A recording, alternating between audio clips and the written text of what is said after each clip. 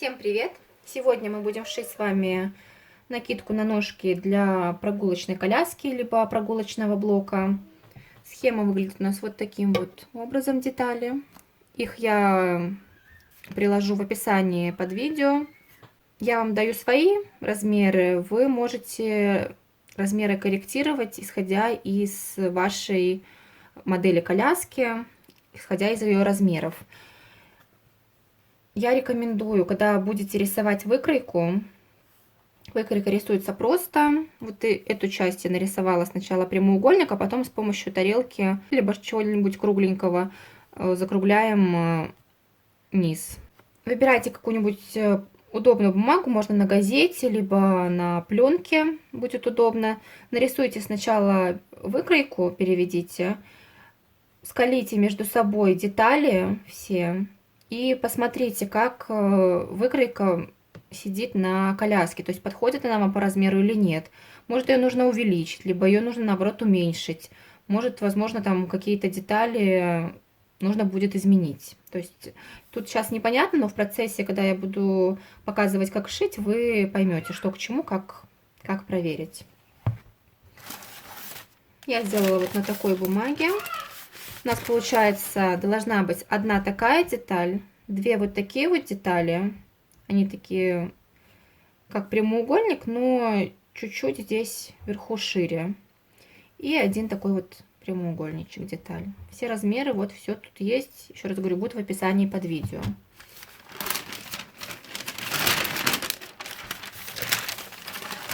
Также я выкройку, как уже говорила, я когда нарисовала, я ее сколола и посмотрела, подходит она мне по размерам или не подходит. Мне вроде бы подходит, поэтому пока без изменений все. Буду шить я вот из такой ткани. Она по типу ткани для коляски. По-моему, она называлась как для палатки вообще. Покупала в универмаге. Но вообще для чехлов используют ткань Оксфорд, я знаю. Просто в магазине, где я заказываю, обычно у них не было черного Оксфорда. У меня коляска темно-серая, есть черные детали, поэтому все-таки я выбрала черную, шить черную накидку, чтобы уж точно подошло. На подкладку я выбрала вот такую вот подкладочную стежку. Это чтобы меньше работы предстояло. Если, к примеру, у вас такой ткани вы не найдете, тогда покупайте обычный синтепон, либо любой утеплитель типа Альпалюкса, Изософта, либо синтепон. Смотря плотность синтепона выбирайте в зависимости от погодных условий. То есть, если у вас холодные зимы, тогда выбирайте потеплее. К примеру, от 200 до 300. Если у вас не сильно холодные зимы, тогда выбирайте, можно 100, 150, ну, 200 можно. Либо взять 2 слоя 100, к примеру. Итак, берете обычный синтепон, либо утеплитель. И берете подкладочную ткань. Ну, как у меня вот осталось от комбинезона, на подкладку я делала. Берете на подкладочной ткани, делаете разметку, к примеру, либо прямоугольники, либо вот такие вот, к примеру, квадратики. Можно побольше квадратики, какие удобно. Разлинеиваете полотно подкладки. Далее накладываете на синтепон уже разлинейное полотно.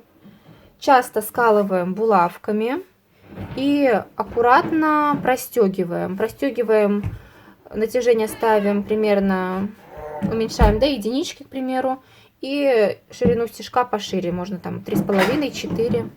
И аккуратно, не спеша простегивайте, и получится наподобие вот такой подкладки. Конечно, если есть возможность, если вы найдете, тогда покупайте сразу вот такую вот стежку, подкладку. Намного быстрее будет. И теперь нам нужно вот эти вот все детали вырезать, получается, из подкладки и из основной ткани. Буду называть ее Оксфорд, пускай. Получается, должно получиться 2 детали вот таких вот из основной ткани и подкладочной. 4 детали вот таких вот. 2 детали из подкладки, 2 детали из основной. И получается по одной детали, вот такой вот детали. Тут я написала примерно 78-80. То есть вы можете подрезать потом. То есть лучше пускай чуть-чуть лишнее будет. В конце можно будет подрезать и отредактировать.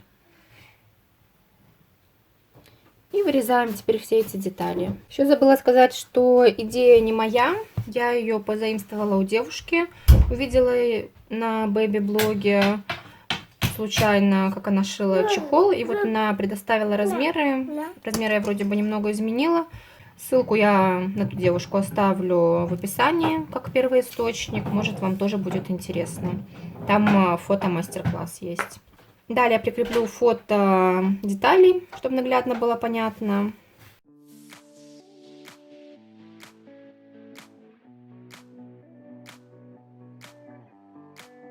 И теперь можно приступать к пошиву. Берем сначала вот эти вот детали. Без разницы, с чего начинать, с основной ткани, либо с подкладочной. Я начну с подкладочной.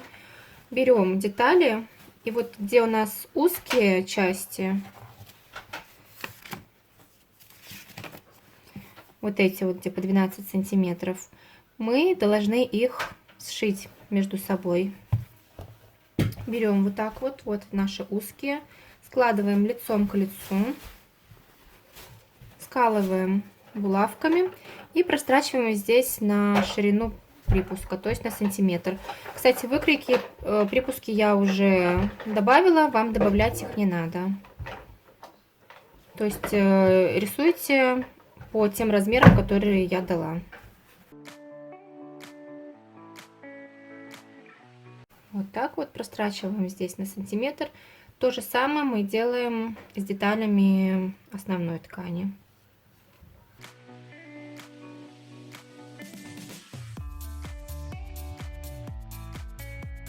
Вот такая вот деталь получается. То же самое и с основной тканью.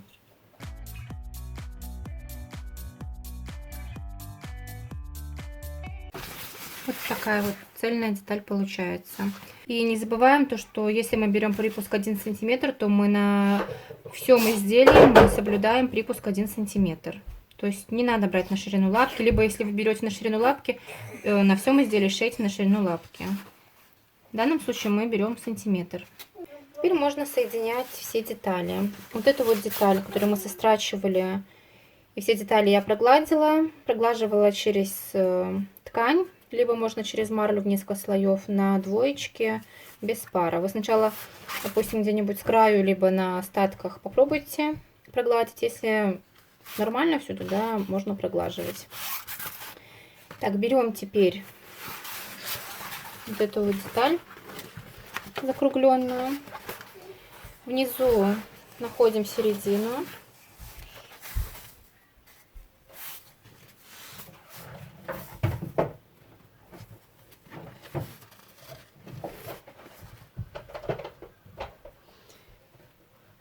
Делаем отметку, либо надсечку. И лицом к лицу мы прикладываем вот этот вот наш шов и отметинку.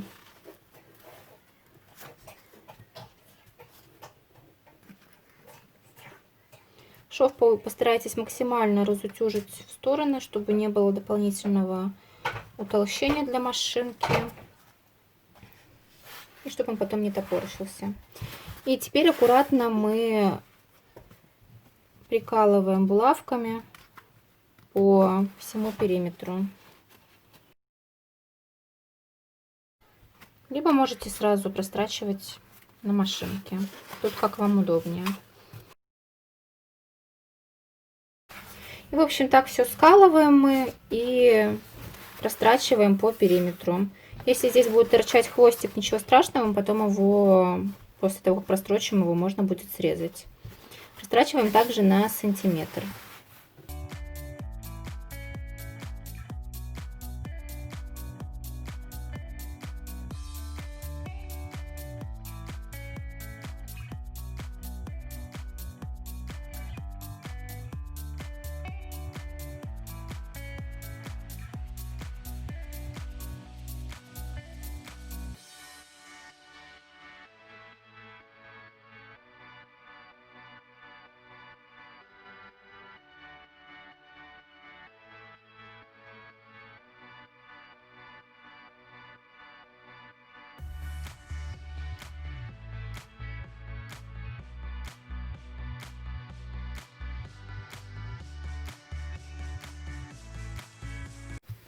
Так, вот это вот лишнее мы срезаем с одной и со второй стороны.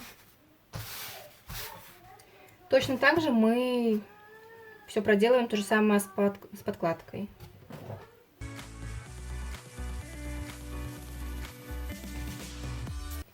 Теперь также находим здесь середину, отмечаем.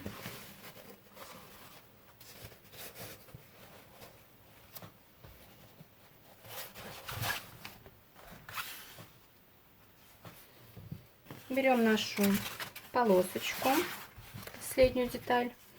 Также отмечаем середину.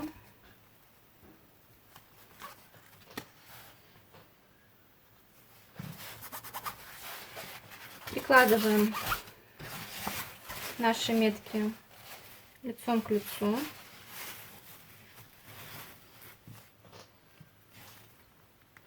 И также скалываем булавками. Тут тоже может остаться лишнее, тоже мы потом срежем. Этот шов мы располагаем какой-нибудь из сторон.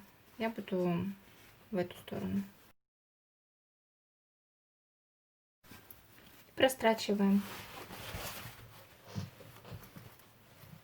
На подкладке то же самое будем делать.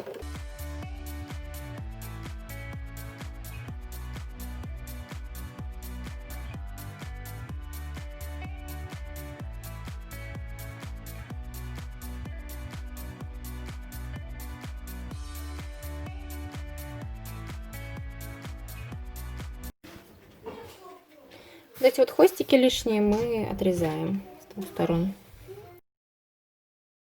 Как уже говорила, то же самое проделываем с подкладочной тканью. Либо есть как вариант сразу соединить все детали и подкладки, и основной ткани. Вот так, таким образом это все сострочить, а потом вот этот вот открытый срез обработать бейкой специально, вот как в колясках делают. Вот такой вот бейкой. Ее складывать пополам, и потом можно было бы обработать вот так вот. То есть тут на ваше усмотрение. Можете делать как я, можете сразу соединить все детали и края обработать бейкой. Забыла сказать, что здесь на закруглениях можно сделать насечки, либо если есть ножницы зигзаг, подрезать ножницами зигзаг. Я сделаю насечки, где-то пару миллиметров, не доходя до строчки.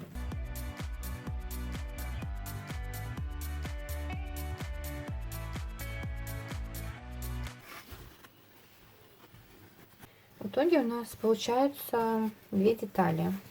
Вот деталь из подкладки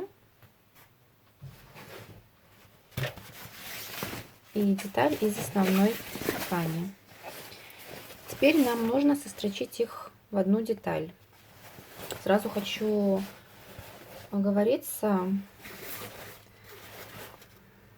насчет креплений. Крепление буду делать с двух сторон, я буду делать на липучках. Липучку я уже буду настрачивать в конце, когда эта часть уже будет готова. Допустим, если вы хотите, чтобы у вас на кнопочках крепилась, смотря какая у вас коляска, то можно взять вот такой вот стропы, они называются, как для рюкзаков, для сумок. Отрезать необходимые кусочки, опалить концы и в краешек вставить такие вот две полосочки. Точнее, вот так мы вставляем, прострачиваем внутри. И потом на лицевой стороне будет вот эти детальки, на них можно поставить кнопки в мастерской. Либо, в принципе, можно на нее и настрочить липучку. Я просто возьму липучку и потом уже настрочу на лицевой стороне. Оно не будет сильно видно и выделяться. Лучше, конечно, брать липучку тонкую, но тонкую я не нашла, поэтому придется использовать вот эту. Итак, берем наши детали, складываем их лицом к лицу, скалываем, при этом совмещая все швы по всему периметру.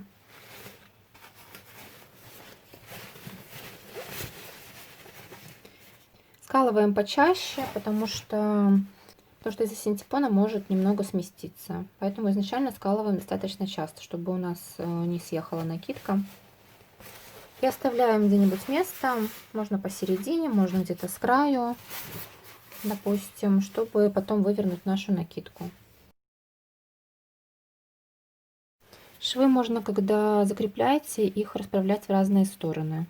Вот так вот. Этот, например, вниз, этот вверх, чтобы не было сильного утолщения.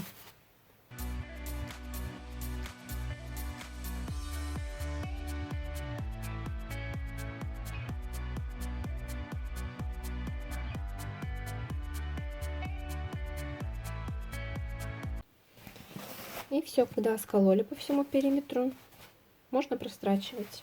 Не забываем только оставить место обязательно. Прострачиваем мы, как и везде, на ширину припуска, то есть на сантиметр.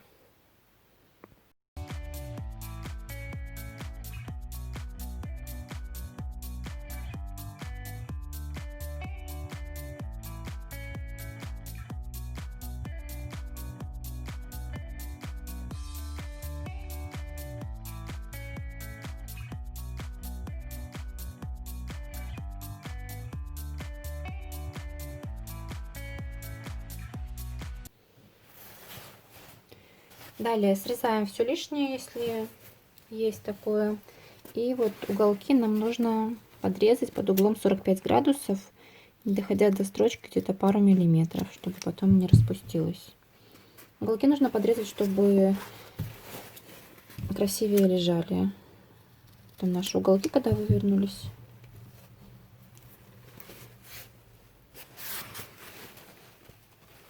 И можно выворачивать. Вот что у нас получилось. Это вот отверстие мы аккуратненько закалываем булавками и зашиваем либо в край на швейной машинке, либо потайными стежками. Мне кажется, удобнее будет застрочить на швейной машинке, отступив пару миллиметров именно вот по всей длине. И также я на сантиметр прострочу по всему периметру, чтобы закрепить вот эти вот два слоя, чтобы они не ездили. Где-то можно даже и на 1,5, либо на сантиметр. Тут можно на ваше усмотрение.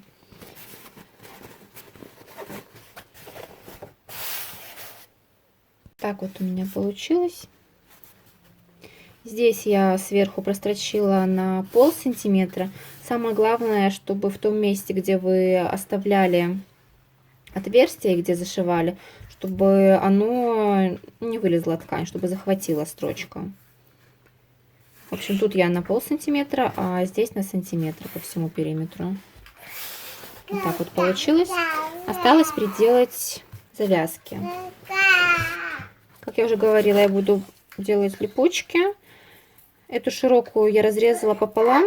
Надеюсь, она не раскрошится.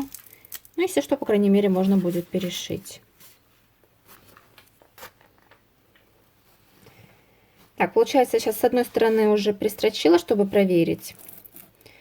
Длину отрезайте под диаметр труб вашей коляски, каркаса этого. Располагаем мы следующим образом. Вот эта сторона, которая более мягкая у липучки, мы ее кладем лицом вниз. И вот эта вот, которая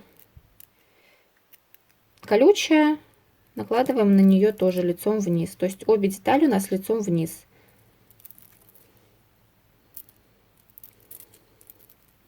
Сначала мягкая, потом шершавая. Чем-нибудь закрепляем, чтобы они не съехались. Либо можно сразу чуть-чуть прострочить. И вкладываем вот так вот на уголок. Получается, которая помягче у нас сторона внизу остается. И настрачиваем так вот сбоку несколько раз, где-то раза 3. Туда-сюда проходим, чтобы закрепить эту липучку. Также точно так же можно сделать в любом месте, к примеру, где-то вот посередине, если у вас есть к чему прилепить. У меня получается коляска трехколесная, и получается вот как раз вот внизу в этих местах, там тоже есть трубы, каркас. И получается, я тоже приделаю липучки, чтобы тоже было надежнее. Если у вас не к чему крепить, тогда не пришивайте больше. Вот так получается, и вот так вот оно держит. Такие получаются петли. Я, получается, взяла длину липучки 9 сантиметров, но у меня каркас там тонковатый, наверное, я где-то на сантиметр подрежу, чтобы удобнее было. И все, так вот застегиваем. Либо, как я уже говорила, пристрочить стропу, как для рюкзака, и в мастерской приделать кнопки на ваше усмотрение. Вот такой в итоге чехол получился. Вот, получается, я говорила, что я вот здесь тоже сделала, так как у меня коляска позволяет это, я сделала еще дополнительно с одной и со второй стороны крепления. Тут также можно крепить в разном месте. Можно, к примеру, отстегнуть, к примеру, вот так вот загнуть. С другой стороны то же самое. И также пристегнуть, допустим, к трубе. То есть, если, например, холодно, тогда подняли и закрепили. Если ребенку, например, мешает, можно так вот опустить. И все. Также вы выбираете по своим размерам. То есть можно, если не хотите сильно высокий, можно, допустим, либо эту часть уменьшить, либо шить без вот этой вот части верхней. Тут на ваше усмотрение. На этом у меня все. Если вам понравилось видео, ставьте лайк. Подписывайтесь на канал, если не подписались. И жмите на колокольчик, чтобы не пропустить следующее видео. До встречи!